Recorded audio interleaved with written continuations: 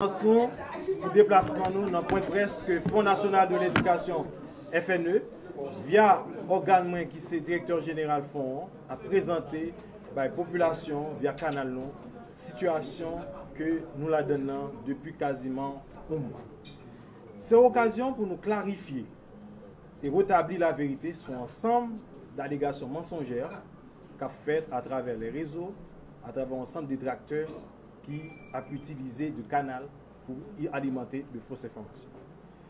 Pour commencer, pour nous, il faut nous rappeler, depuis le mois de janvier, un incident informatique qui est arrivé dans la boîte là. Côté un informaticien qui est responsable, il va faire un sabotage et supprimer un ensemble de données et côté données ça venir falsifier et ouvrir la rue. Nous sommes capables de dire que l'institution qui respecte les normes de l'administration publique, il prend recours à instance qui concerne l'État et une enquête administrative et juridique qu'a faite sur question ça.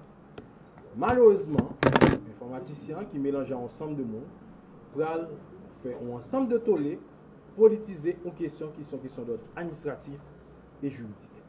Et en même temps, par rapport à ensemble de données personnelles qui viennent sous la vie cadre institutionnel, moi-même comme directeur général, un ensemble de données sensibles de guerre, de mettre dans hors contexte et il a utilisé à des fins politiciennes.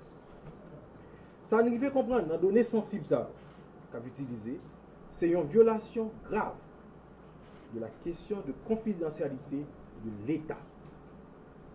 Et si nous rappelons comme journalistes, garder dans l'autre pays à l'étranger des gens qui dans le domaine informatique qui utilisent de données de l'État, qui sont obligés de prendre la fuite parce que c'est une violation grave de la confidentialité de l'État.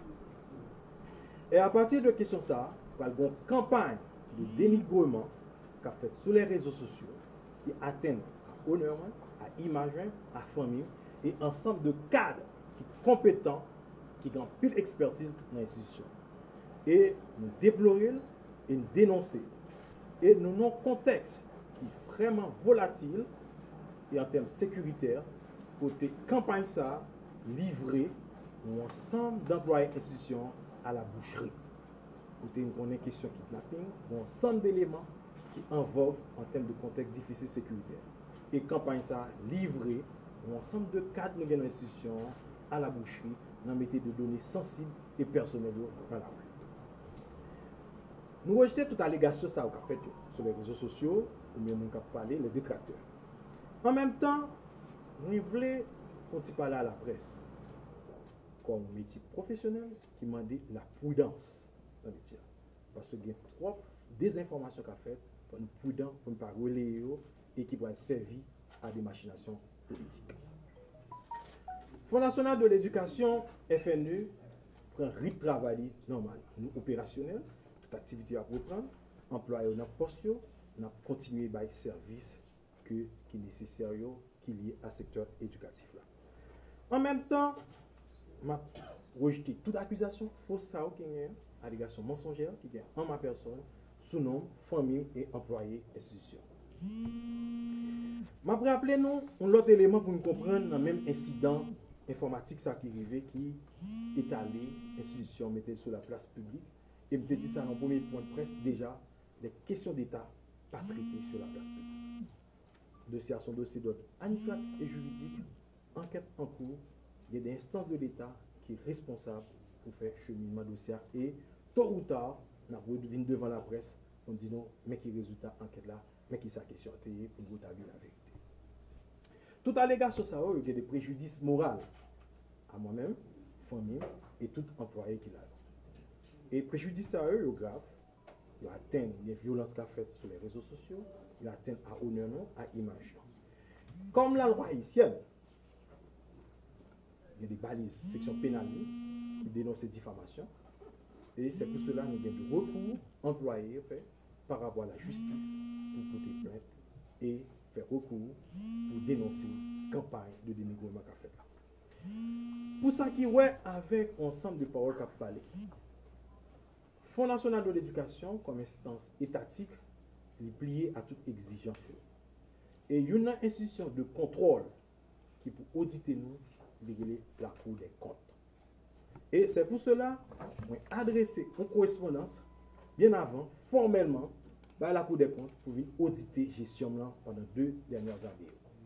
C'est-à-dire, nous croyons dans la question état de droit, nous croyons dans la reddition de comptes, nous croyons dans la redevabilité, c'est peut-être ça choisi instance de contrôle qui concerne pour question ça.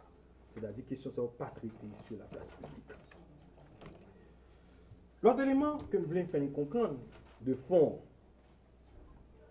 qui bail de services entraînant de contrats avec des institutions et une mission qu'il y a avec infrastructure scolaire, c'est construction ensemble de bâtiments. Et dans la question de passation de marché, je profité de l'occasion pour me féliciter et remercier l'unité de passation de marché UPM qui pourrait le faire que l'institution FNE comme une institution prestigieuse de l'État parce que l'année 2023 il passait comme meilleure institution qui respectait les normes, les procédures du marché public. Et qui ça qui peut le traduire comme meilleure institution de l'année, CNMP, qui c'est Commission nationale des marchés publics, a adressé un prix, une plaque d'honneur à FNE comme institution qui primait, qui a un meilleur résultat dans le travail de passation de marché.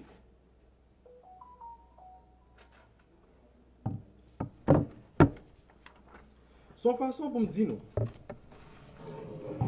que le dénigrement qu'a fait là, il n'a pas atteint performance institution, n'a prêté jam, n'a continué à faire travail nous, et avec tout ça, normes et lois, l'État urbain comme boussole. Il y a un autre élément nous prend en compte aussi. On reconnaît que effectivement, l'institution faut améliorer au niveau de communication, non? Parce qu'il faut nous parler plus souvent à la population comme droit et gagner pour les former. Et dans ce sens, en juin et en janvier, nous avons fait un point de presse, côté nous avons présenté un bilan de l'institution, côté nous avons parlé de 52 chantiers de pour nous avons 16 écoles qui en attendent d'inauguration et nous avons présenté différents axes d'intervention de guerre. Mais en même temps là, m'a profité de quelques éléments de précision parce que nous avons un ensemble d'éléments qui ont passé sur les réseaux sociaux qui n'ont donc rapport à la réalité et à fonctionnement de l'institution. Nous avons un programme qui est le PostGAT qui a été nous payé près de 4000 contractuels pour le ministère de l'Éducation nationale et de la formation professionnelle. FNE est intervenu dans le programme ça comme caissier et en dernier moment. C'est-à-dire direction départementale fait contrat avec professeurs, enseignants, gardiens, ménagères, contrat passé dans la direction ressources humaines ministère là, ministre aussi, là la Cour des comptes, et puis tout pour le tourner. Nous venons auprès du ministère. Ce qui fait quasiment presque une année pour payer arriéré. Et là, pour payer, j'ai adressé nos dossiers via FNE, et là pour payer, il faut un rapport qui vient, un rapport de finances, sous le premier décaissement de fait par la direction départementale pour tourner le rapport. Autant que nous n'avons pas un rapport, nous ne pouvons pas payer ni décaisser. Pour exercer ça, nous présentement payons uniquement 3 départements. Parce que 3 départements sont conformes, ils voient le rapport. Et dans ce semaine-là, il y a l'autre département qui voit le rapport, nous avons traité pour continuer à payer. Autant que pas un rapport qui sorti dans la direction départementale, nous ne pouvons pas payer. Parce que nous intervenons dans le dernier moment. L'autre élément qui a passé sur les réseaux sociaux, de questions École nationale de géologie appliquée ENGA. Côté, il y a des attaques qui dit FNE pour permettre pour construire l'école ça. Je vais clarifier pour nous sur question ça. C'est que après CIS 14 août 2021, nous allons entrer dans le fonds en décembre.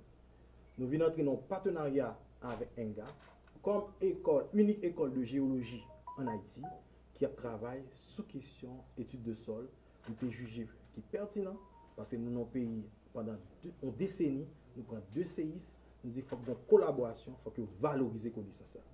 Et un protocole aussi avec un gars, il y a de travail à faire sous des accidents sismiques dans le Grand Sud par rapport avec CIS, et en même temps, il y a une deuxième phase pour la construction effectivement du bâtiment scolaire de Enga.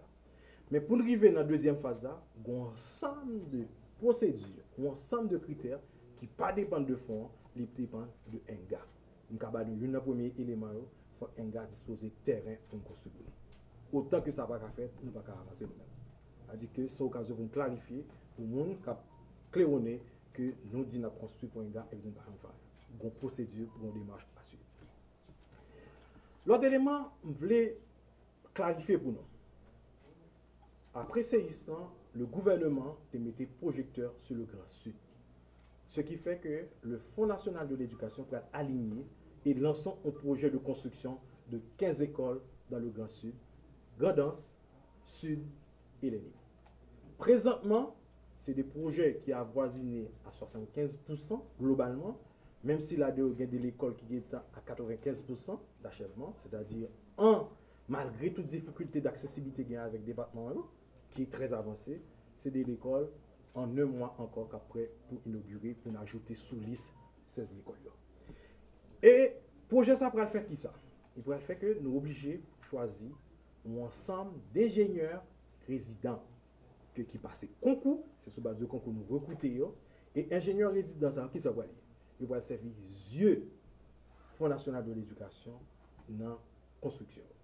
Ingénieurs, ça, ils là, aussi un journal de chantier, chaque jour, mais qui s'affirme l'en fait, par semaine, ils font un rapport, et non mois, ils font un rapport final, et puis ils disent, les films ont besoin pour payer, tout autant ingénieur, ça, pas valider le rapport, ça, font pas payer.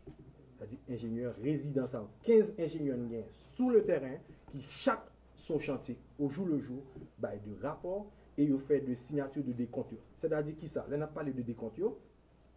Lorsque nous passons marché avec une entreprise qui gagne, parce que c'est des marchés ouverts, qui fait tout parcours CNMP, la Cour des comptes, que nous va étaler toute procédure là, parce qu'en moins nous prenons 6 mois pour arriver jusqu'à ce qu'on attribue le marché. Là. Les films l'en gagnent, nous avons un ordre de démarrage qui a une avance de 30% que la loi sur les marchés publics haïtiennes autorise. Ce n'est pas nous décider, non. La loi sur le marché public dit nous un ordre de démarrage de 30%. Montant par rapport à montant global les constructions de l'école de la ville. Et progressivement, c'est ingénieurs qui pour signer en contrepartie avec les responsables film qui pour dire mais quel niveau d'avancée travail là. Ils sortent dans 30, ils passent dans 40%. Ils viennent passer dans 50%, ils vont des comptes qui est lié à niveau d'avancement ça et donc pour payer progressivement. C'est-à-dire voici le rôle des ingénieurs qui pour faire respecter les normes de construction parce que construction gagne toute une exigence que l'État fait pour construire un bâtiment public parce que vous ne pouvez pas faire construire après 2 ans, 3 ans, le bâtiment tombé non séisme. C'est-à-dire qu'il y a un ensemble de normes qui ne sont pas respectées. C'est-à-dire c'est yeux nous ingénieurs sous place qui ont fait travail pour faire l'autre dimension d'autres techniques.